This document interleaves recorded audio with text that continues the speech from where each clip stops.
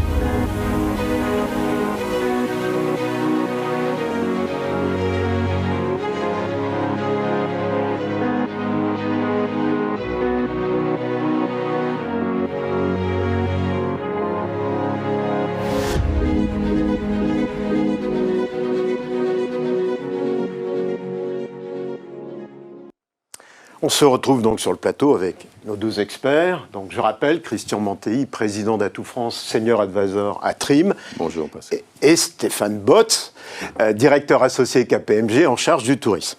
Alors messieurs, bonjour. On vient de présenter l'enjeu, on va y revenir, de cette émission sur le client qui est central. Peut-être on va faire un petit retour ensemble sur cette crise sanitaire. On sort à peine de cette crise sanitaire. Je rappelle qu'il y a encore... je dirais, beaucoup de choses à rattraper sur les années qui viennent. Deux, on a un environnement malheureusement avec des drames humains en Ukraine et les conséquences économiques qu'on va regarder ensemble.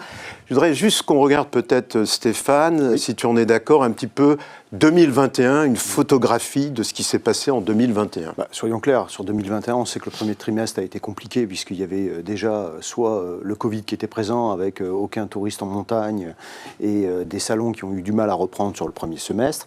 Mais il y a quand même des notes positives qu'il faut noter tout de suite lorsqu'on regarde l'évolution du marché. C'est qu'on l'a observé très clairement que dès que le Covid était passé, on se retrouve avec une activité tout de suite soutenue. Au fond, on vit avec aujourd'hui, parce qu'il est toujours là. Alors, on vit avec, et c'est d'autant plus flagrant que la clientèle nationale est tout de suite de retour sur l'ensemble de l'industrie hôtelière, et que ça soit sur chaque segment de marché. La seule difficulté qu'on a, c'est tout ce qui est clientèle affaires, qui n'est pas revenu tout de suite sur le dernier semestre de l'année dernière, et donc on voit bien que le 4e trimestre était plutôt annonciateur d'un renouveau de l'industrie. Malheureusement, comme tu l'as souligné, certains événements ont créé des difficultés, c'est-à-dire la 5e vague dès le mois de décembre, en fait. Il ne faut pas l'oublier. C'est vrai. On a tendance à l'oublier. Mais on voit bien que c'est essentiellement tout ce qui est urbain qui a été touché. Tout ce qui est littoral, montagne, rural a très bien fonctionné parce que ça répond à une véritable demande du marché national. Petite parenthèse, et j'en finirai sur la présentation de l'année qui est en cours, c'est qu'on a vu que les autres segments de marché dans l'hospitality, que ce soit le monde de l'hôtellerie de plein air ou d'autres segments, ont très bien fonctionné sur le dernier semestre de 2021. Avant, s'il y a des lueurs d'espoir, Christian, on le voit, les salons ont redémarré, les congrès... Les salons ont été décalés, ils ont redémarré. Ouais. On a de belles perspectives sur les salons. Un petit peu moins d'exposants de participants, de visiteurs, mais c'est quand même une bonne tendance. Ouais, non, ça c'est important. Ouais. Alors, qu'est-ce qu'on peut retirer du premier semestre 2022 ? L'hiver a été bon, on a retrouvé nos amis anglais à la montagne. Oui, un premier semestre qui est dans la dynamique de 21, en 22. Sur le loisir, on retrouve les chiffres. Loisir très bon, marché français, marché européen. Les stations de montagne ont bien fonctionné. On a retrouvé même les Britanniques en mi-saison d'hiver. Le mois d'avril, si on prend le mois d'avril, c'est très intéressant. L'hôtellerie de plein air, plus 30% sur la façade ouest, Atlantique. Également une hausse pour l'hôtellerie de plein air et l'hôtellerie tout entière sur la Côte d'Azur. On a des résultats quand même en avril qui sont assez surprenants. Les taux d'occupation sont élevés. Alors, ce sont des Français, des Européens proches. Et si on se compare d'ailleurs avec nos amis et concurrents espagnols, l'Espagne est à 72% de taux d'occupation sur l'ensemble de l'hôtellerie espagnole en avril. C'est 15% de plus qu'en 2019. Alors, il y a des petits nuages. Ça va faire plaisir à Maud. Oui. Bah, je sais, c'est pour ça que je le dis, j'ai sorti ça de mon chapeau parce que je voulais faire un clin d'œil à Maud. En réalité, le marché mondial, avec la levée des restrictions sanitaires un peu partout, est dopé. Il est perturbé effectivement par la guerre en Ukraine, on y reviendra. Parce que c'est vrai que si on prend les Français qui partent à l'international, on est à moins 15%. C'est vrai aussi pour tous les déplacements long courrier, il y a un tassement. Et puis il y a cette question d'inflation des coûts. Alors justement, je veux y venir parce qu'on voit bien qu'on est dans... Alors l'inflation a démarré quand même en termes de rattrapage avant cette guerre atroce en Ukraine, mais je dirais que là on voit bien qu'il y a une montée des coûts. Savoir si les groupes hôteliers, les groupes de tourisme vont être capables de réimpacter dans leur prix cette augmentation des coûts. Alors je sais que... Christian, tu as le syndrome de l'huile d'olive qui a pris 50%. Moi, j'ai le syndrome de l'huile d'olive, plus 50%. Ouais. C'est important pour ceux qui aiment l'huile d'olive, je ne dirais pas la région. Tout à fait. J'ai une région de préférence. Allez, la Corse. Ouais. Bon. Donc, mais quand même, globalement, c'est 50%. C'est entre plus 7 et 50% sur les coûts de l'alimentation. Il y a l'énergie. On voit l'impact sur le transport aérien. Tôt ou tard, je pense que tôt ou tard, peut-être pas maintenant, mais ça va se répercuter sur les prix. Je pense que Stéphane, toi, tu penses que ça va se réimpacter ? C'est déjà le cas. Moi, je considère qu'il y a aujourd'hui, malheureusement ou heureusement, je ne sais pas comment il faut le prendre, mais on voit bien que tous les groupes hôteliers, ou un certain nombre de groupes, on va dire plutôt familiaux, aujourd'hui répondent à cette demande d'augmentation de prix, parce qu'il faut intégrer, au-delà de l'inflation, aussi les coûts salariaux, parce que pour fidéliser les talents, d'accord, il n'y a pas mille manières, c'est commencer par un salaire cohérent et des conditions de travail, on va dire, en relation avec leur nouveau mode de vie, le nouveau mode de vie qui a été observé post-Covid. D'ailleurs, ça pose un vrai sujet sur le plan des salariés, parce qu'on a vu, il y avait structurellement moins 100 000 emplois en France, et là on est à quoi, 400 ? 400 000, parce qu'il y a 280 000 salariés qui... pendant la crise Covid, ont disparu de notre secteur, mais on ne les retrouve pas non plus dans les autres secteurs, ce qui explique pourquoi la productivité française baisse, globalement d'ailleurs. Donc c'est l'impact aujourd'hui, enfin je dis toujours, en début de crise, dès le premier confinement, on s'est dit, vous vous souvenez, on va perdre beaucoup de clients. En fait, on retrouve nos clients, mais on a perdu des salariés. Ouais. Donc l'enjeu, c'est aussi... D'ailleurs, qui bloque un peu cette croissance. Voilà. L'enjeu aux côtés du client, c'est le salarié. Je pense que le design de service, par exemple, qui était totalement orienté client, maintenant s'oriente autour du salarié, de l'employé. On a un design de service au sein des entreprises et les marques employeurs font un travail énorme dans ce sens-là. Très bien. Donc on peut peut-être, là Stéphane, revenir sur cette partie qui va être au fond le focus de notre émission, sur le client et comment aujourd'hui on traite cette relation cliente? Alors il y a deux manières de la traiter. On vous a proposé quelques supports qui vont défiler en même temps. Ce qu'on observe, c'est qu'effectivement la digitalisation est au service de l'expérience client. Donc on voit bien que le parcours client devient de plus en plus clé pour satisfaire des personnes qui sont là pour venir consommer, mais consommer dans le cadre d'une expérience. Ils ne veulent pas juste se faire plaisir, ils sont là pour vivre cette expérience au travers de l'hébergement et au travers d'un environnement ou d'un écosystème qui est autour.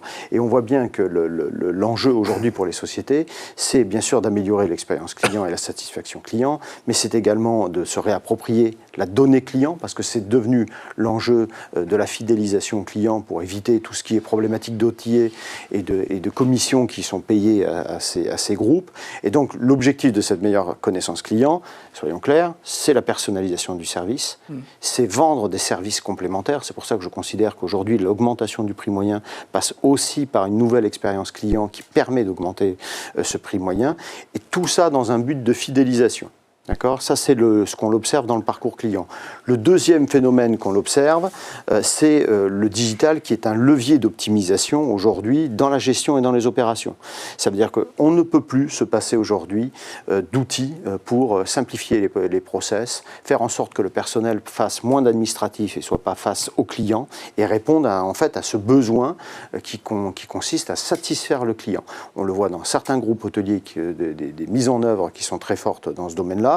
Le groupe Accor pourra en parler avec le rapprochement dans une plateforme qui s'appelle The Edge. Mais on voit bien qu'aujourd'hui, c'est un véritable enjeu de satisfaction. Et il y a quand même un phénomène qui est important, c'est qu'aujourd'hui, on a besoin de piloter l'activité parce que la problématique des talents aujourd'hui, c'est qu'il faut plus de polyvalence, plus d'adaptabilité et donc plus de réponses, j'ai envie de dire, à cette connaissance de la data. Oui, et puis il y a la formation. Alors la formation, là aussi, est un élément clé. Puisque aujourd'hui, on voit bien qu'on n'est pas obligé de recruter que des personnes qui viennent on va dire, d'écoles hôtelières. Il y a des enjeux aujourd'hui qui sont aussi sur le côté commercial. Donc ça veut dire qu'on voit bien que ce n'est pas uniquement une formation hôtelière qui peut répondre à ce besoin de recherche de talent, mais de nouvelles perspectives de développement au niveau des formations pour satisfaire un client qui ne s'attend pas à ce que vous connaissiez tous les services de l'hôtellerie, mais que vous sachiez leur présenter les services. Et ça, c'est toute une différence. Donc ce qui est important, ce que vous venez de dire, c'est au fond la digitalisation est liée aussi à une offre de service, avoir en face de soi des gens qui apportent des réponses à nos questions. Au fond, c'est ce que nous dira tout à l'heure Quentin Briard sur comment s'est créé le club sur cette dynamique de considération cliente. C'est-à-dire, ce qui est important, c'est que le client soit satisfait, qu'on puisse satisfaire ses attentes. C'est ça qui est important. C'est ce que je disais en introduction tout à l'heure. On a été sur un modèle dominant de l'entreprise vis-à-vis du client, et maintenant, c'est le client qui est dominant sur sa demande. Qui est dominant et qui est surtout très exigeant. Donc ce qui est normal, d'ailleurs. Et on le retrouve dans les réseaux sociaux, on le retrouve dans l'approche qu'on peut avoir sur la qualité humaine avec le personnel, et d'où l'importance de la formation, mais aussi d'où l'importance de la culture du digital dans l'entreprise. Ça veut dire qu'on est toujours en train de générer une image, j'ai envie de dire, forte pour le compte d'un hôtel ou pour le compte d'une entreprise, et ça, c'est quand même clé. Et ce sont des investissements importants. Alors, les enjeux financiers sont quand même très importants, que ce soit sur le plan technique ou sur le plan du pilotage. On voit bien que les coûts de maintenance ou les coûts d'investissement sont conséquents. On est là aussi pour sécuriser des réseaux, parce qu'il y a un moment, on parle tout le temps de cyberattaque, mais il y a des enjeux autour de la fidélisation client, de la sécurisation de la data, puisqu'en fait, l'enjeu est autour de ça. Et puis, il y a aussi un enjeu à très court terme, que vous pourrez approfondir, c'est le côté RSE aujourd'hui, qui est la responsabilité sociétale des entreprises vis-à-vis soit du personnel, soit des clients. Et il y a un enjeu qui arrive à court terme, c'est le côté extra-financier de la communication, qui va venir relier le côté humain aux chiffres, aux techniques et aux chiffres. Et la satisfaction cliente, c'est aussi un élément essentiel pour augmenter les prix, puisqu'on parlait tout à l'heure d'augmentation des prix moyens, du chiffre d'affaires, des marges opérationnelles pour les exploitants, et c'est un élément stratégique. Puis peut-être en se réappropriant le client, on reprend des parts de marché dans la distribution sur les plateformes, et on a une possibilité d'augmenter la valeur avec moins de commissions peut-être. Je voulais dire aussi que le territoire entre plus facilement dans les services proposés par l'hôtel. Ça, c'est important de comprendre que de plus en plus de clients attendent des informations précises, des possibilités de réservation à l'extérieur de l'hôtel, autour de l'hôtel, dans la destination, que ce soit des activités de loisirs, sportives, culturelles, etc. C'est très important. Au fond, c'est vrai qu'il y a eu cette démarche il y a encore peu de temps où l'hébergement au sens large, hôtellerie, village et autres, se sont ouverts sur l'environnement. Oui, très important. Ça, c'était un élément stratégique, ce qui n'était pas le cas avant. L'hôtel devient une destination. Ça devient une destination. Manager de destination, en tout cas. Non, tout à fait. Juste un point important, souligner évidemment tous ces aspects, mais c'est de façon globale une transformation de cette industrie touristique. Cette crise sanitaire qui a été d'une violence rare, qui a ébranlé tous ces grands groupes, ce qui est légitime, 2 ans de fermeture. On rappelle qu'en France, l'État a largement aidé en injectant 40 milliards, ce qui est aussi une reconnaissance du poids de cette industrie. C'est un investissement. Là, aujourd'hui, on voit qu'on n'a pas eu le choix. Il fallait se transformer. C'est une transformation nécessaire. En fait, je pense que la France avait quand même un peu de retard en matière de digitalisation. Et des grands groupes, eux, avaient déjà fait la démarche, ce qui avait pu bénéficier aux franchisés ou au réseau, on va dire. Mais on voit bien qu'il y a encore beaucoup de retard. Et on voit que l'émergence de petits groupes hôteliers, aujourd'hui, mettent énormément l'accent sur le côté digital, justement, parce qu'aujourd'hui, tout se passe par le téléphone et que maintenant, il est compliqué de faire sans. Et il y a un point que tu as soulevé, Pascal, c'est le côté satisfaction client. Aujourd'hui, tout le monde regarde peu ou prou les commentaires et regarde s'il y a des problématiques dans les établissements, ce qui, très clairement, permet de modérer ou accentuer, j'ai envie de dire, l'augmentation des prix moyens tels qu'on les observe aujourd'hui. Exactement. Et ça, c'est lié. Dès qu'on gagne en points de satisfaction, ce fameux NPS... de la valeur. Et de l'autre côté, nettoyer les irritants, comme on dit, tout ce qui peut un peu nous irriter en tant que client, parce qu'au fond, on est à un moment, on crée de la valeur. Dernier point, c'est qu'on voit bien que l'enjeu RSE va devenir clé à très court terme, aujourd'hui dans l'industrie des hébergements, et ça va aussi avoir un impact sur la sélection du lieu de destination, c'est ce qu'évoquait Christian. Et pour l'investissement. Et pour l'investissement, pour tout. Car c'est maintenant des critères qui sont nécessaires, imposés, ce qui est normal, puisque au fond, quand on est investisseur, c'est l'épargne des Français qui vient s'investir sur ces produits-là, et nous garants, on souhaite aussi un monde nouveau, différent, respectueux de cet environnement. Il y a évidemment l'environnement, il y a le sociétal, qui est très important, on vient d'en parler au travers. Tout à fait. Et puis, la gouvernance, évidemment, ça aussi, ce sont des éléments très importants, et l'impact. Tu en parlais à l'instant. La relation avec les habitants. La relation avec l'habitant, c'est important. Très important. Comprendre qu'on peut offrir des services aux habitants. Ils doivent comprendre l'hôtellerie, l'hébergement touristique comme une activité qui leur est adressée aussi. C'est aussi comprendre qu'on s'intègre mieux dans un territoire en associant les habitants.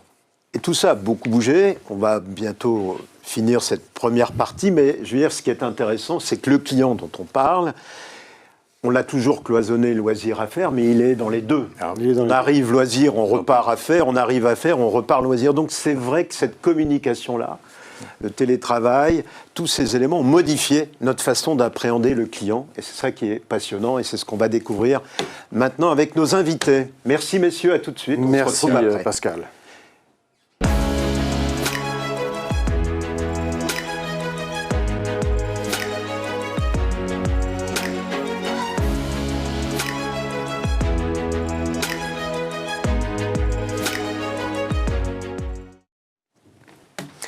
Et voilà, on se retrouve avec notre invité. Quentin, bonjour. Bonjour à vous. Quentin Briard, je vais rappeler, directeur général de tout ce qui est marketing, digital, technologie au Club Med. Alors, évidemment, on va peut-être juste un petit instant revenir en 1950, à la création du Club Med, mais c'est important. Au fond, cet ADN, Gérard Blitz et Gilbert Trigano, depuis le départ, et ce serait intéressant que vous nous expliquiez comment s'est bâti ce concept.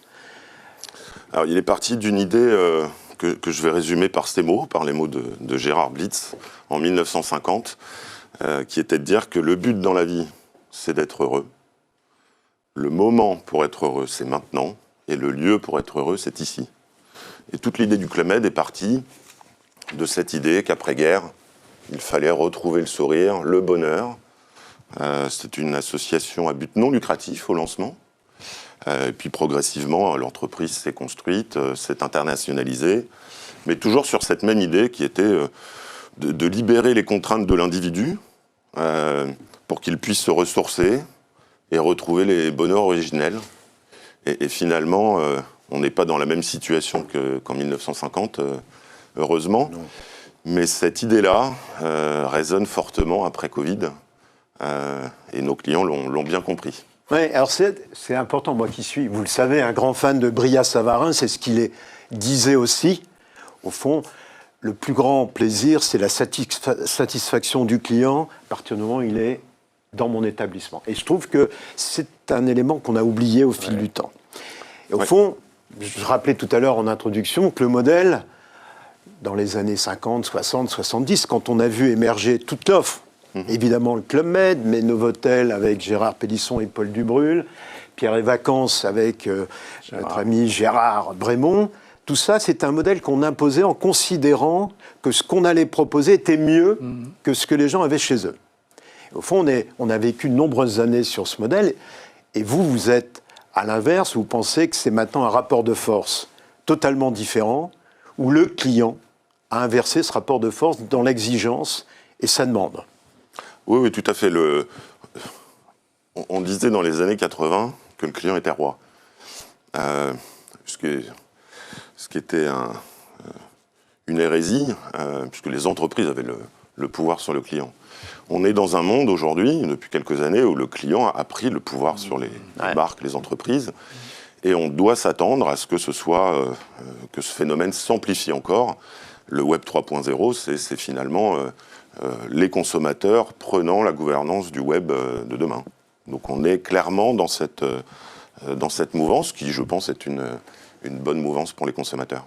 Comment vous, au sein du club, puisqu'on vient de voir, c'est vraiment un ADN depuis le début de la création du club, comment on intègre ces demandes, ces retours de vos clients, puisque, comme tout le monde, vous testez, vous questionnez. Je pense que c'est peut-être intéressant de voir quel est le pourcentage de gens qui répondent à vos questionnaires. Peut-être déjà un signe. Ça va vous étonner. Ouais. On a un questionnaire de satisfaction qui existe depuis les prémices du Club Med. Il fait combien de pages ? Alors, il faisait une dizaine de pages. Ouais. Il y avait une centaine de questions, puisqu'on adaptait le questionnaire aux familles, aux couples, voilà, toutes sortes de clientèles. C'est pour ça qu'on se retrouvait avec une centaine de questions. On est aujourd'hui sur une quarantaine de questions obligatoires, ce qui est énorme dans le monde d'aujourd'hui. On a un taux de réponse de 35%. Alors, il est digitalisé, bien évidemment. Oui, bien sûr.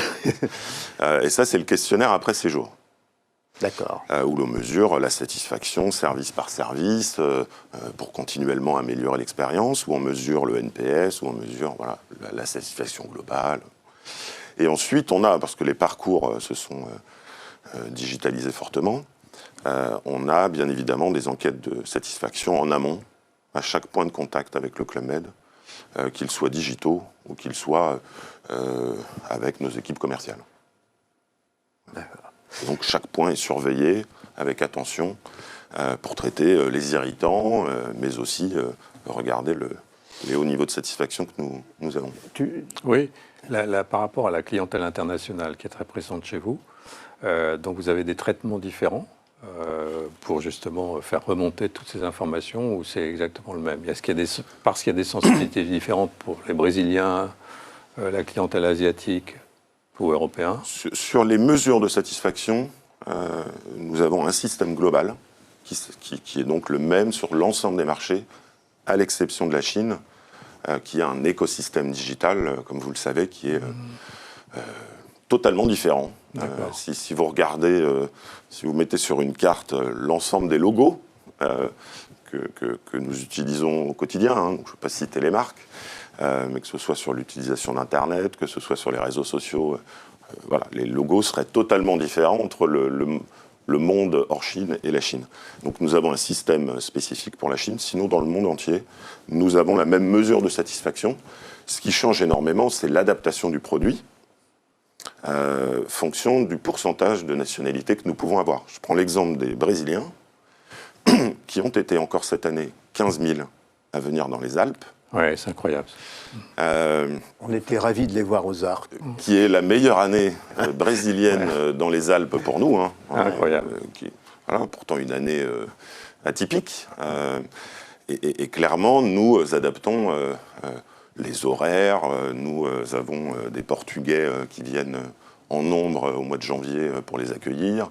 Nous avons une attention toute particulière pour leurs enfants et nous adaptons puisque pour la plupart, c'est leur premier séjour au ski. Donc on ne peut pas réagir, on ne peut pas avoir le même produit, le même service qu'avec des Français qui sont experts.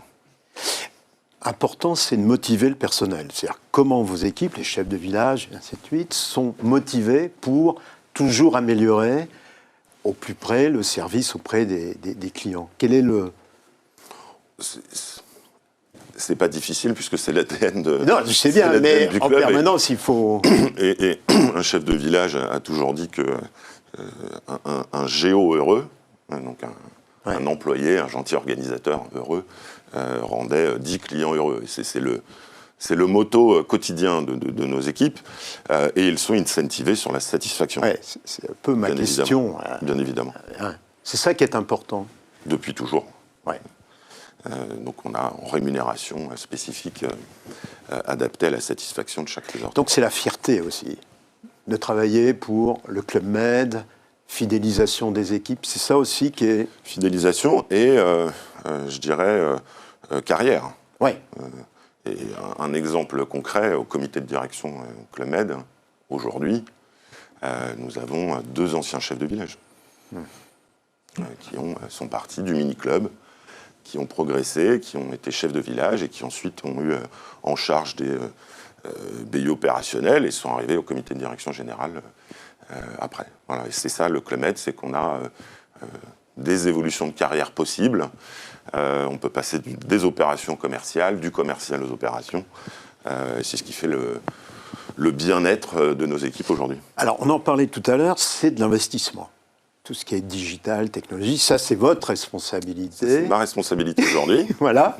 Est-ce que vous pouvez nous dire un peu, on ne va pas demander les chiffres précis, mais l'enjeu pour le club en termes d'investissement sur les années qui viennent, comment vous voyez ce monde qui arrive au fond? Tout d'abord, le changement, la transformation numérique du club a démarré en 2015, quand en observant les marchés européens, les marchés américains et la Chine, qui a eu une évolution digitale numérique bien plus importante et bien plus rapide qu'ailleurs, nous nous sommes dit qu'il était temps de changer de braquet et d'investir massivement sur le digital.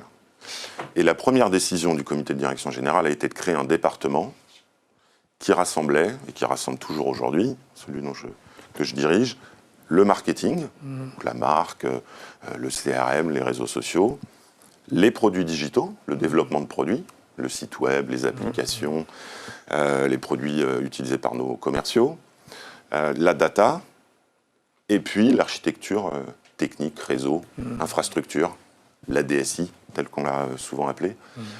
Et c'est ce premier niveau, ce premier levier qui nous a permis, avec la méthode de travail agile, de s'adapter aux attentes de nos clients et finalement respirer le même air qu'eux. Parce que notre vision du digital, qui est un des piliers stratégiques du groupe, que nous appelons Happy Digital, s'appuie sur ce que je disais au début. Libérer l'individu de ses contraintes pour qu'il puisse se retrouver, se ressourcer et finalement être heureux. Voilà. Notre organisation digitale s'appuie là-dessus, avec un doublement des capex digitaux à partir de 2015 par rapport à avant. Et on a un rythme d'investissement qui est le même aujourd'hui et qui risque de s'amplifier encore dans les années à venir. Oui, c'est un enjeu majeur. C'est un enjeu majeur.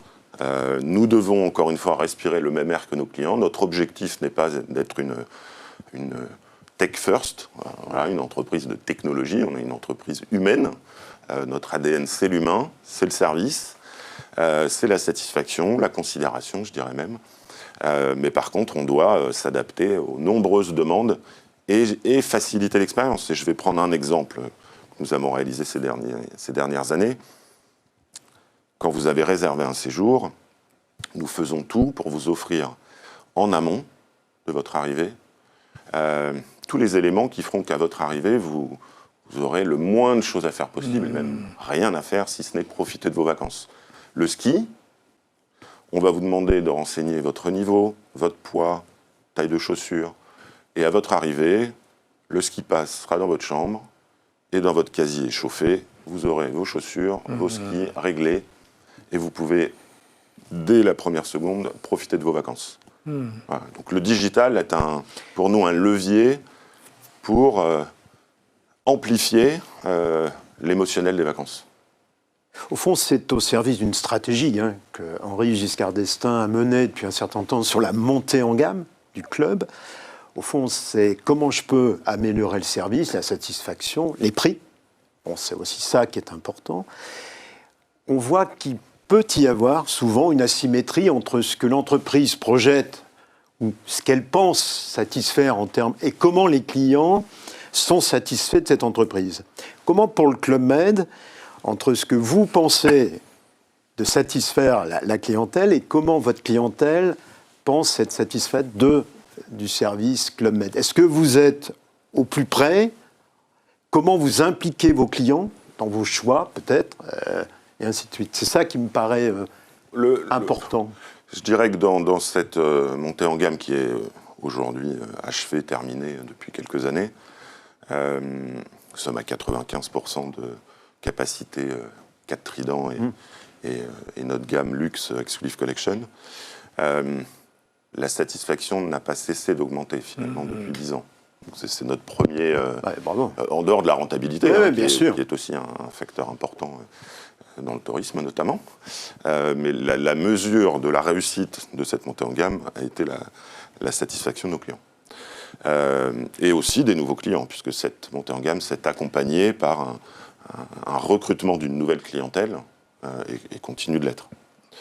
Ensuite, on avait initié, avant Covid, ce qu'on a appelé un Open Codir, où 2 fois par an, au comité de direction Europe, on invitait autant de clients que de membres du comité de direction, pour partager lors d'une journée des sujets stratégiques, des décisions que nous devions prendre, les impliquer.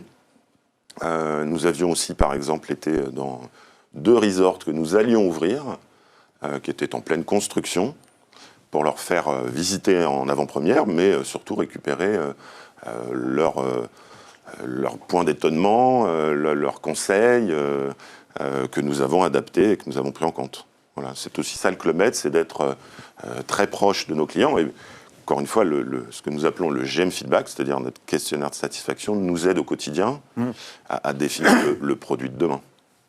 Très bien. J'aurais 2 questions. Les ventes directes représentent combien chez vous? Et pour le reste, quel type de distribution? Et la deuxième question, quel est, j'allais dire, le rapport de force entre la marque Club Med, qui est très très puissante, et les marques de destination des pays dans lesquels vous êtes?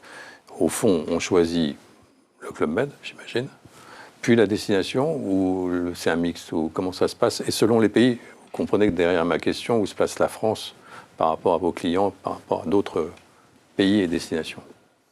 Alors, sur la première question, nous avons, je vais prendre les chiffres 2021 qui sont publics, nous avons atteint 67% de distribution directe, dont un tiers est fait par les outils digitaux. Et ça a été un parti pris lors de notre transformation digitale, de ne pas aller dans les outils, distributeurs en ligne, mais de magnifier finalement nos outils de vente pour aller recruter directement les clients. Et c'est une force aujourd'hui de pouvoir avoir un contact direct avec nos clients, de pouvoir avoir la data qui nous permet de personnaliser leur expérience et bien évidemment un avantage financier. Sur la deuxième question, je dirais historiquement, un client Club Med fidélisé pouvait et peut toujours avoir un point d'entrée qui est le Club Med, bien évidemment. Pour tout ce qui est prospection, le point d'entrée, c'est la destination. Voilà, très bien. Ça, c'est là où nous les recrutons.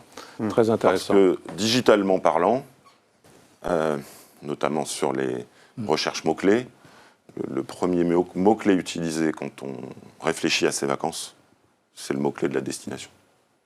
Et donc on a dû s'adapter, puisque c'est vrai que le Club Med avait un certain temps une entrée qui était vraiment sur le produit Club Med en tant que tel.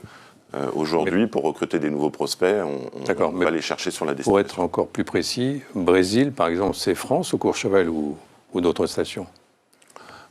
Alors, le Brésil, la marque Club Med au Brésil est extrêmement forte. Ouais. À un niveau qui est celui équivalent de la France, pratiquement. Et donc, il y a une fierté de partir en vacances au Club Med. Ensuite, il est évident qu'un Brésilien, quand il commence à se renseigner sur ses vacances dans les Alpes, quand on lui parle de Tignes, quand on lui parle de Val d'Isère, que nous rénovons cet été pour en faire un resort luxe X-Swift Collection, Val d'Isère est un des premiers villages vendus pour les Brésiliens pour l'hiver prochain. Ouais. Donc, je dirais les deux. Valmorel aussi, bien marché. Valmorel fonctionne Mais très bien. par exemple, celui qui va à Courchevel ou n'êtes pas, ou qui a l'intention d'aller à Courchevel, comment vous pouvez le réembarquer sur d'autres destinations de la montagne française? Val d'Isère. Voilà. Et nous avons capable de... toute une série d'espaces X-Swift Collection qui sont des suites avec des conciergeries à l'intérieur de nos resorts ou des chalets qui nous permet d'aller attirer cette clientèle qui a des attentes particulières. Très bien, merci. En tout cas, merci. Quentin, merci beaucoup parce que c'était passionnant de regarder un peu cette histoire du club et comment aujourd'hui vous vous êtes adapté. En permanence, il faut s'adapter. Cette agilité, aller à la conquête de nouveaux clients, c'est aussi très important. Et c'est important aussi, comme nous, investisseurs, c'est de regarder cette transformation de cette industrie pour vous accompagner. Parce qu'on est liés à la fois... Vous gérez les clients, nous, on doit vous accompagner dans cette stratégie, dans le long terme. En tout cas, bravo. Vous le faites très bien. C'est gentil. Et merci beaucoup, Quentin, d'avoir accepté notre invitation. Merci. Au revoir. Au revoir.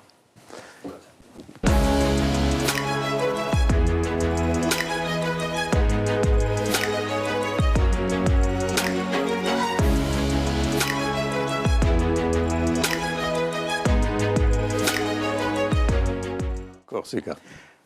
Bien, on se retrouve avec Maud Bailly. Bonjour Maud, on est ravis de t'accueillir ici. Je rappelle que Maud est directrice générale Europe du Sud. Absolument. France, Italie, Espagne, Portugal, Grèce, Malte, Israël.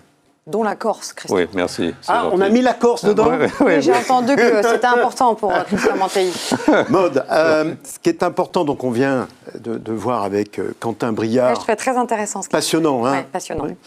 Alors, d'abord, j'ai une première question. Combien as-tu de marques? Ouf. Parce que c'est ça qui est quand même un peu plus compliqué. Dans les 7 pays que représente l'Europe du Sud chez Accor, on a 1900 hôtels qui représentent 21 marques. Ah ouais. Et le groupe Accor a 41 marques. Donc, on est le hub historique où, tu le disais tout à l'heure, est né le groupe Accor. Donc, on a des Novotel, des Mercure, des Ibis. Bien sûr. Mais on a aussi toute l'extension qui a été apportée par Sébastien Bazin avec Raffles, Swiss Hotel, mais aussi des marques de lifestyle comme Mama Shelter. On parlait des Trigano tout à l'heure. Exactement. Et puis, on a les traditionnels Sofitel. Et puis, on est en train de créer des nouvelles marques. Et puis, on a Joe & Joe. Et puis, on a 25e heure. Donc, en fait, on est arrivé à un écosystème à la fois plus premium et plus luxe et plus lifestyle. On a aussi M Gallery. Rien que cette année, on continue à ouvrir un hôtel tous les 6 jours, dont 8 M Gallery. Je rappellerai que le groupe Accor Hotel, puisque maintenant il y a un split entre Accor Invest et Accor Hotel, est le 6e groupe mondial, je ne me trompe pas. Absolument. Et on le calcule en nombre de chambres. Oui. Et on est numéro 1 partout en nombre de chambres, sauf dans 2 marchés extrêmement denses qui sont la Chine et les États-Unis au regard de leur clientèle domestique. Alors, si on reste en Europe, qui est le premier marché mondial du tourisme, on est sur cette relation cliente. Comment les clients des Novotel, des produits assez traditionnels, Mercure, Ibis, Sofitel, ainsi de suite, comment tu gères cette relation, les nouvelles demandes, comment on va transformer ces produits? Voilà, quel est l'enjeu pour Accor? Il y a beaucoup de choses qui bougent et en fait, je crois, Pascal, que c'est, quelle que soit la marque, en fait. Je crois que le Covid a été un choc inouï, sans précédent et un accélérateur de tendances qui étaient déjà préexistantes. Je trouvais que Quentin disait des choses très intéressantes. Soit le Covid a apporté des tendances nouvelles auxquelles on ne se serait pas attendu. La première à laquelle je pense, c'est la réassurance sanitaire. On a créé un label de réassurance sanitaire certifié par Bureau Veritas en Europe. Et ça, cette attente-là, tu m'aurais demandé en décembre 2019 quelle serait une des nouvelles attentes clients, j'aurais bien été en peine de dire la réassurance sanitaire. Or, les gens, dans ce contexte de pandémie, vont avoir besoin d'arriver dans des hôtels propres, avec des protocoles sanitaires extrêmement stricts, pour les clients comme pour le personnel. Et ça vaut notamment pour le MICE, le voyage d'affaires, les groupes, les séminaires, où la plupart des appels d'offres demandent aujourd'hui ce critère de réassurance sanitaire, qui est tout à fait normal et qui va bientôt faire partie, à mon sens, d'une norme comme les autres. Norme de performance énergétique, norme d'accessibilité. Les gens vont attendre de la réassurance sanitaire. Après, ça a été un peu évoqué lors du panel, je crois que les gens ont besoin d'authenticité et d'émotion. On n'est pas du tout dans une logique d'hôtellerie transactionnelle, où on vient juste pour dormir, loin de chez soi. La clientèle a changé. On est sur une clientèle beaucoup plus hybride, à la fois en loisirs et en voyage d'affaires. On va moins voyager, moins souvent, mais on va peut-être prolonger pour avoir du loisir. Donc on est sur une clientèle de leisure. Et puis on est à la fois en présentiel et en digital. Donc on est en train d'hybrider toutes les solutions technologiques de nos hôtels.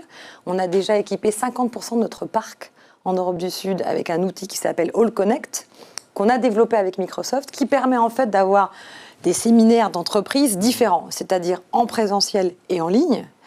Et puis, par ailleurs, on est sur une clientèle qui a changé dans son mix. Vous savez qu'avant, chez Accor, on avait quand même pas mal de voyages d'affaires, entre 60 et 70% de voyages d'affaires. Aujourd'hui, la clientèle domestique a explosé. On est sur une domesticisation durable de la clientèle des hôtels. Et donc, les hôtels changent aussi parce que ça devient des hubs de services pour la clientèle locale. Donc, tu vas venir dans un hôtel Accor, que ce soit un Ibis, un Mercure, un Novotel, un Sofitel, un MGary, un Mövenpick ou le Raffles Royal Monceau, tu vas venir aussi pour travailler, pour préparer cette intervention de ce matin, pour aller à la salle de sport, pour profiter du brunch organisé par Quentin Lechat, et peut-être même pas pour y dormir. Et donc, c'est un mélange de réassurance sanitaire, de besoin d'authenticité et d'expérience pour une communauté locale, et puis de prise en compte de rapports au travail hybridés, que ce soit en individuel ou en collectif. Donc les changements sont assez massifs. C'est quoi ta vision à 5 ans de cette transformation? Parce que elle est essentielle. Est-ce qu'on sera en capacité dans les grands groupes?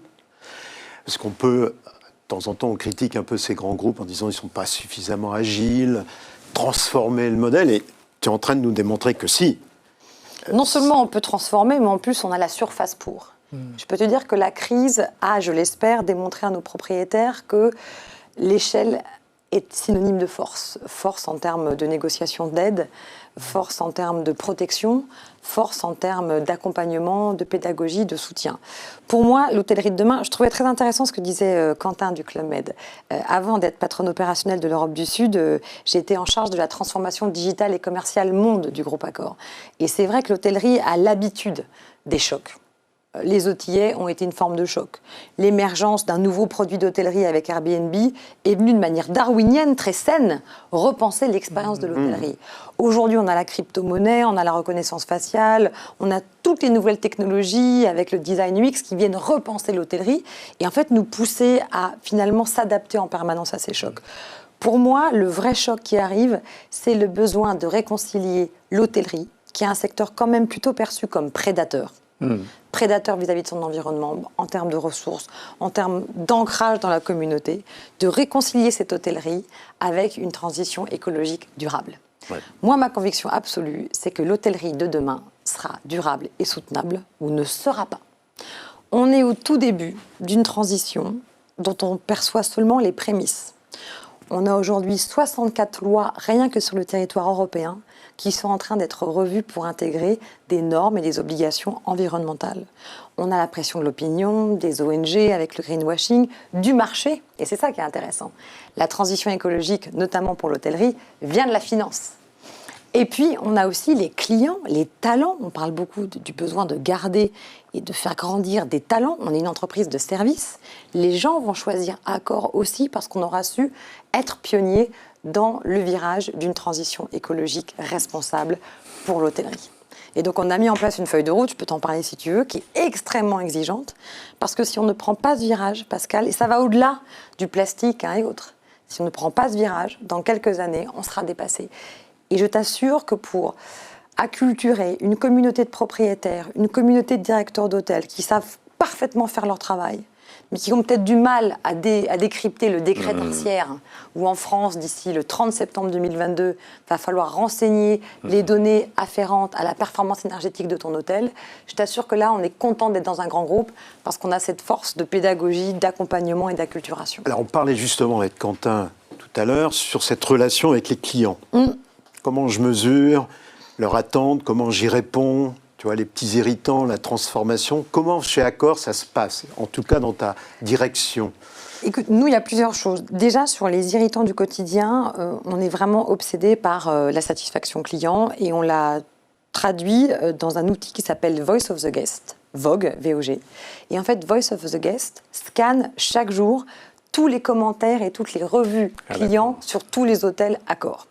Et ce qui est très intéressant, c'est que le digital n'est jamais en soi une fin, c'est un moyen. Le digital, comme le disait Quentin, libère. Je suis moins au back-office en train de faire du reporting sur mon hôtel. Je suis avec le client parce que j'accueille Christian. Je vais lui donner du figatelle, des crêpes à la farine de châtaigne. Parce que j'aurai dans ma base de données de la data intelligente, responsable, conforme avec le RGPD et je saurai lui apporter un service qui répond à ses besoins. Donc, un digital déjà qui va prendre en compte le retour de nos clients. Cet outil Voice of the Guest, il est analysé par toutes les équipes des hôtels Accor chaque jour, avec le devoir de répondre aux commentaires insatisfaits, d'améliorer en conséquence la gestion opérationnelle de l'hôtel, avec clairement une partie des rémunérations des équipes locales incentivées sur le RPS. Donc, on a tous ces petits robots qui viennent crawler ces analyses, ces retours positifs ou négatifs, pour en fait aider le pilotage opérationnel de l'hôtel. Après, dans les attentes clients, je crois que les gens ont besoin beaucoup d'authenticité, de personnalisation, mais une personnalisation responsable. Tu le sais, quand j'étais à Matignon, j'étais en charge du déploiement du règlement général à la protection des données. Il faut faire très attention à l'usage de la donnée. On a créé une base de données complètement conforme au RGPD, mais qui va permettre de savoir ce que vous aimez. Tu aimes le Brillat Savarin, quand tu vas arriver dans ta suite préférée au Novotel Faux-Girard que j'inaugure ce soir, eh bien tu auras un petit morceau de Brillat Savarin à la truffe, peut-être pas en plein été, voilà, pour t'accueillir en disant « Monsieur Savary, bonjour, bienvenue à nouveau dans une des 4 suites du Novotel Vaugirard qui donne sur la Tour Eiffel. » D'ailleurs, l'inauguration est ce soir si tu peux venir. Brillat Savary. S'il y a du Brillat Savarin. Brillat Savary. Oui, c'est un peu beau. Donc, il y a un sujet de personnalisation, de capacité à comprendre le retour client en temps réel, parce que le client digital est devenu impatient et exigeant, et c'est bien normal. Et puis, d'attention sur mesure. Nos collaborateurs ont dans chaque hôtel une base de données sur nos membres du programme de fidélité, avec ce qu'ils aiment, avec leur historique dans nos hôtels, quelle que soit la marque, l'enseigne ou l'endroit où ils ont séjourné, ils ont la possibilité de créer des petites attentions sur mesure en fonction de leurs préférences. Alors, on a vu, sortie de crise, que le ramp-up n'était pas le même. Si je suis dans le lifestyle, par exemple, tu citais Mama Shelter, et on est ravis parce qu'on est aussi investisseurs. Absolument.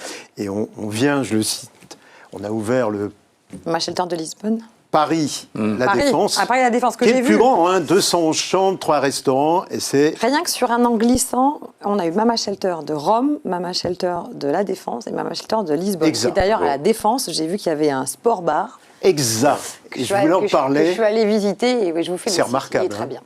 Et on peut remercier les équipes de Serge Trigano, Jérémy et Cédric Gobillard. Et Naïma. Et Naïma, la directrice qui est la d'hôtel. directrice. Parce que je vous aime beaucoup, mais il n'y a quand même pas beaucoup de femmes partout ici. Tu vois, Christian, C'est mon boulot, normalement. Je ne peux pas m'empêcher. Hein. Tu as raison. Tu as vu, mon Tu as gars, raison de c'est le moi, souligner. c'est moi qui suis responsable. Et je dis, c'est vrai, on parlait du ramp-up entre ces hôtels-là et les hôtels plus traditionnels. On a incité. C'est vrai que comme on est, nous, investisseurs, propriétaires d'un certain nombre de tous ces hôtels, et je n'ai pas eu les mêmes remontées. Je pense à Lille, où on a le Mama Shelter de Lille et le Novotel Suite. Qu'on a visité ensemble. Qu'on a visité ensemble. Mais c'est aussi un élément de transformation qu'Accor souhaite redévelopper. C'est un point très intéressant.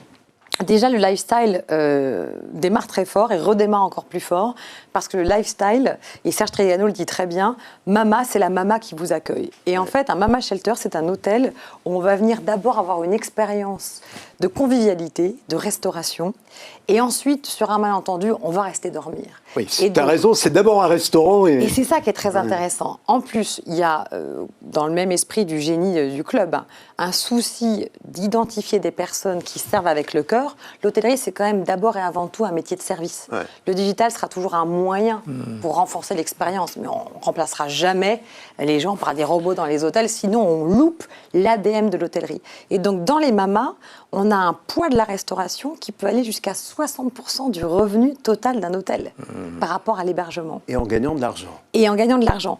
Et donc, nous, ce qu'on fait aujourd'hui, c'est on ne veut pas opposer nos marques lifestyle, Joe & Joe, Mama Shelter, 25e heure, Mondrian et autres, Tribe, versus les marques traditionnelles.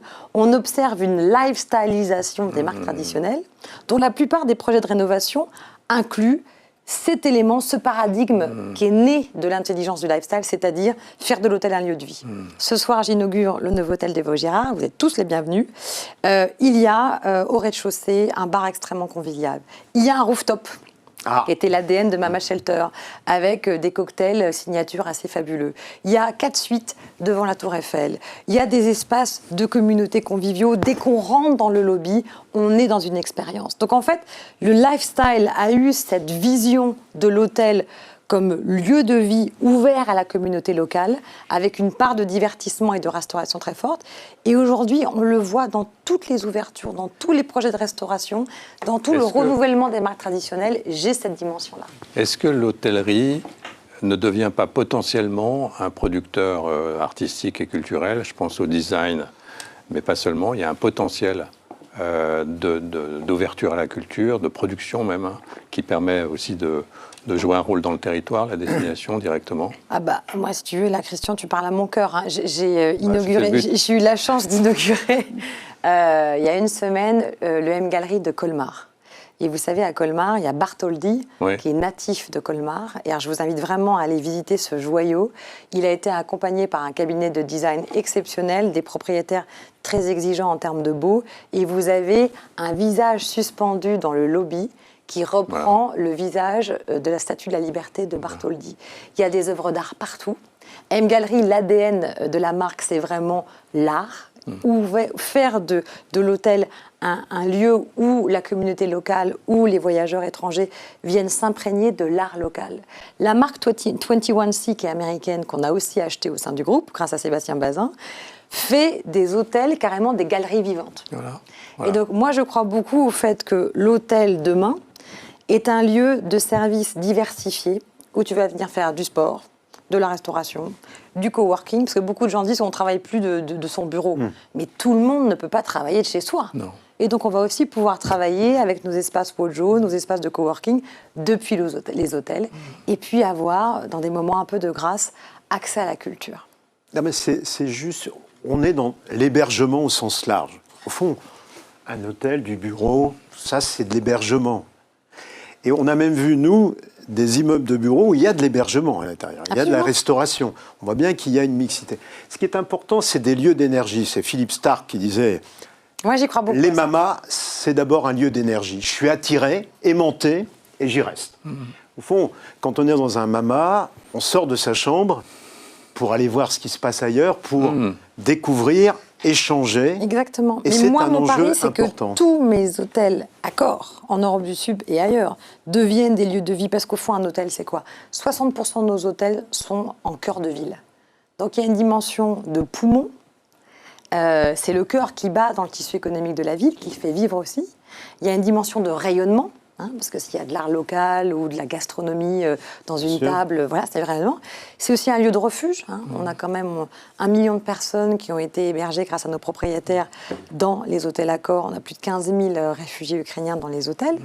Et puis, il y a une dimension d'énergie au sens où, c'est un peu comme les gares, tu connais ma passion pour les gares, il y a une dimension finalement de lieu multiforme, ouvert sur sa communauté internationale et locale, et avec une dimension d'énergie, d'interaction, qui en fait a été amplifiée par le Covid. Cette tendance d'expérience ouverte à tous, de diversification, on l'avait avant le Covid, et elle a été démultipliée avec le changement de mix. Il y a une empreinte Covid, c'est sûr, positive. Positive pour le coup, et au sens positif cette fois-ci. Et ce qui est très important pour nous, les investisseurs qui accompagnons les grands groupes comme celui d'Accor, c'est aussi ces sujets de transformation. Puisque quand on est investisseur long terme, ce produit va évoluer dans le temps. Et au niveau de la construction, de la conception... Alors ça, si tu veux, je le disais tout à l'heure, et je radote un peu là-dessus, l'hôtellerie de demain sera responsable ou ne sera pas responsable, ça veut dire quoi? Je vais juste vous partager très rapidement ce qu'on essaie de mettre en place, et c'est que le début. D'ici fin 2022, élimination de tous les éléments de plastique à usage unique dans les hôtels. 1900 hôtels rien que pour ma zone. Lutte contre le gaspillage alimentaire. Moi, j'adore les buffets, mais ça me fait quand même mal au cœur de voir tout ce qu'on jette. À l'échelle mondiale, des gens meurent encore de faim, et on jette 30% de ce qu'on crée en termes d'alimentation. Il y a quelque chose qui ne va pas. Donc comment est-ce que nous, on repense le gaspillage alimentaire en maintenant l'expérience client du buffet ou de la restauration, mais en étant plus responsable?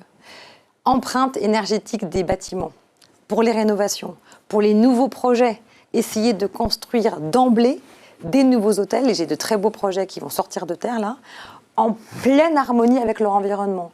Haute pluie, renouvellement, énergie solaire, isolation, des matériaux nouveaux. On a de quoi créer des hôtels totalement éco-responsables, produits locaux, circuits courts. Circuits courts. Et ça, c'est indispensable. Et on voit bien que c'est même essentiel parce que nous regardons, nous investisseurs, de plus en plus ces critères extra-financiers. Vous, investisseurs, vous regardez, vous avez raison. Mais moi, ma conviction, c'est qu'il y a 2 catégories de gens en plus qui vont regarder ça. Les clients. Oui. Et puis, les talents. Les gens ont besoin de sens, que ce soit les clients comme les talents. On va rejoindre un groupe pour les valeurs qu'il incarne, en vrai, en acte. Juste parce qu'on est bientôt à la fin, mais je voulais poser une question. Non, au contraire, c'est passionnant. Mais Christian l'a souligné, la difficulté de recruter aujourd'hui, qui même handicape la reprise d'activité. Tu peux nous en dire un petit mot? Christian l'a très bien dit tout à l'heure, 60 000 postes vacants dans le secteur hôtellerie et restauration avant la crise. Après la crise, 210 000 postes vacants. Et ça fait pas mal écho à ce qu'on voit en termes de big quit aux États-Unis. Pourquoi? Finalement, le Covid a été un moment un peu de sidération, mais aussi une pause qui était un peu inédite dans la vie des gens. Les gens se sont rendus compte qu'il y avait autre chose. Et les gens se sont rendus compte aussi de la précarité, de la fragilité de la vie et du besoin de sens et d'alignement. Donc du coup, nous, aujourd'hui, on est en train de travailler très activement au sein d'Accor à raconter et à rappeler ce qu'est l'hôtellerie. L'hôtellerie, c'est un métier hyper exigeant, il ne faut pas mentir, mais c'est un métier de passion, c'est un métier de cœur. Il faut aimer les gens, il faut aimer accueillir, il faut aimer recevoir. Et puis, c'est un métier d'ascenseur social. À chaque fois que je vais dans l'un de mes 1900 hôtels, je suis bouleversée par des directeurs d'hôtels, des directrices d'hôtels qui ont commencé night audit, à la réception, commis de cuisine. C'est possible et je crois que c'est un des derniers secteurs que je connaisse où il y a encore cette possibilité d'ascenseur social. Et pour être très pragmatique, moi j'ai commencé à l'Institut Paul Bocuse, là, on va faire avec mon comité de direction et tous mes patrons opérationnels le tour de toutes les écoles de toute l'Europe du Sud pour raconter ce qu'on fait, raconter le champ des possibles et raconter la diversité des métiers de l'hôtellerie. Tu as bien fait de commencer par l'Institut Paul Bocuse et un petit mot et une pensée pour notre ami Gérard Pélisson. Absolument. Je t'embrasse, je te remercie beaucoup d'avoir été notre invité, merci beaucoup.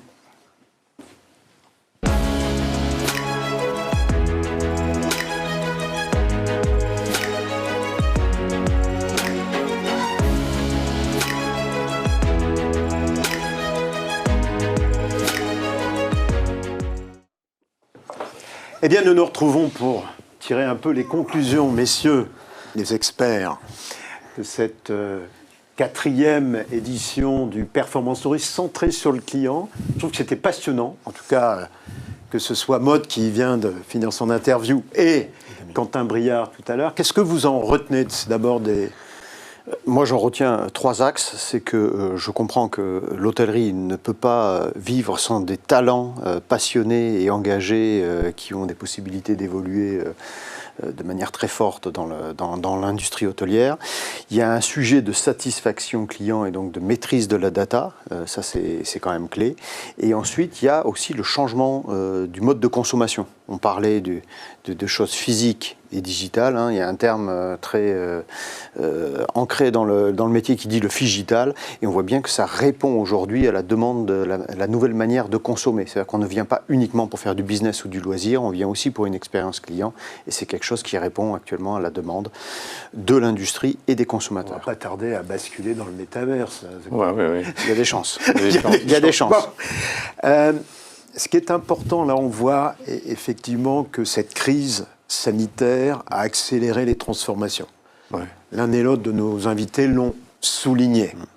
Que ce soit le club, que ce soit Accor avec ses différentes marques, tout le monde est en train d'accélérer ces transformations, ce qui nécessite de mobiliser aussi beaucoup d'argent, de convaincre les investisseurs d'accompagner aussi ces transformations.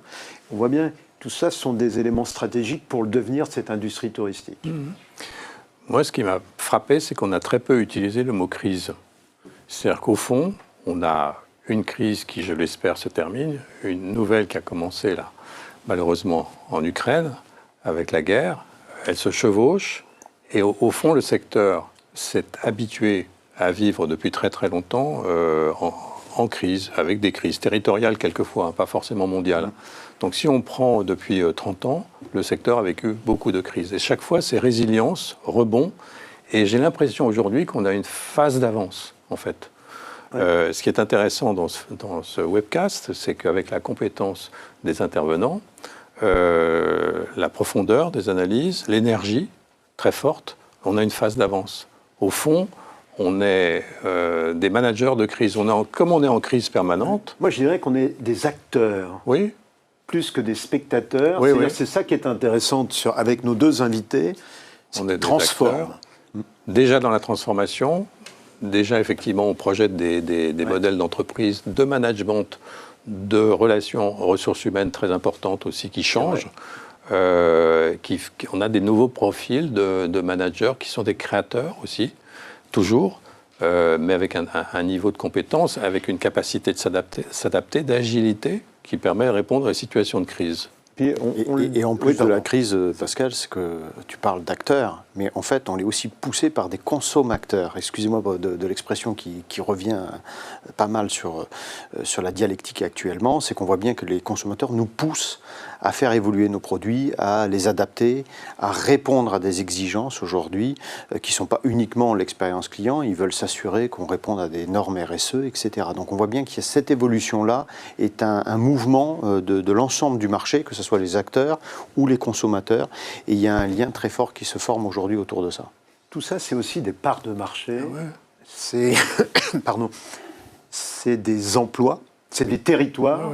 Enfin, si on regarde avec un peu de hauteur cette industrie touristique, on l'a déjà cité plusieurs fois, mais 2019, c'était 240 milliards de chiffre d'affaires, c'est 2,5 millions d'emplois, c'est l'ensemble des territoires en France concernés. Très important.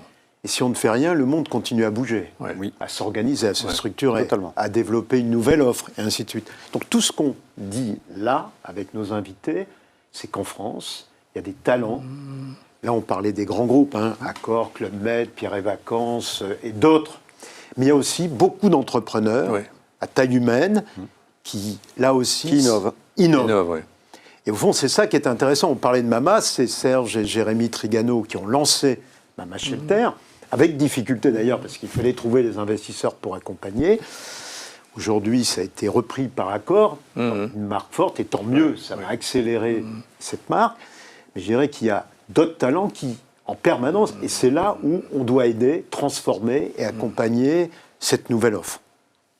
Je suis totalement d'accord avec toi, Pascal. Cette transformation doit avancer et rapidement, souhaitable pour s'adapter aux clients. Et on a parlé d'investissement à l'instant. Je sais qu'il me reste peu de temps, 1 ou 2 minutes, mais on voit bien que cet enjeu de se consacrer à la clientèle pour les exploitants, qui est stratégique.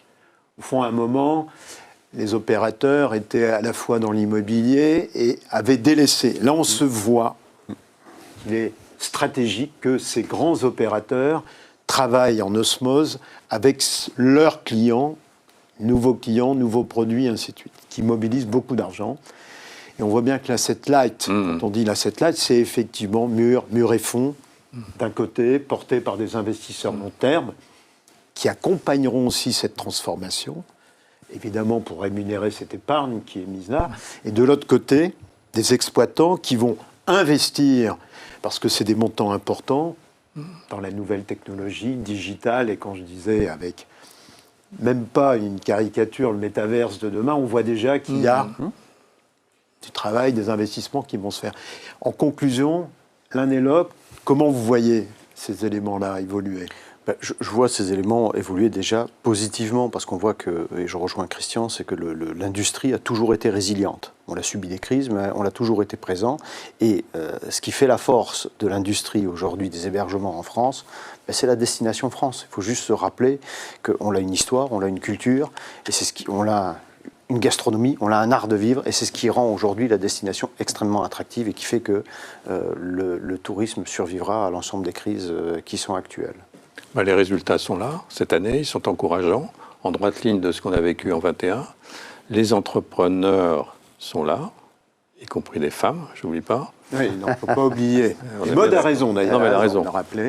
Et il y a les talents, effectivement. On voit que les mondes se rapprochent. Si on a évoqué la culture tout à l'heure, c'est que les ingénieurs rejoignent les artistes et travaillent ensemble.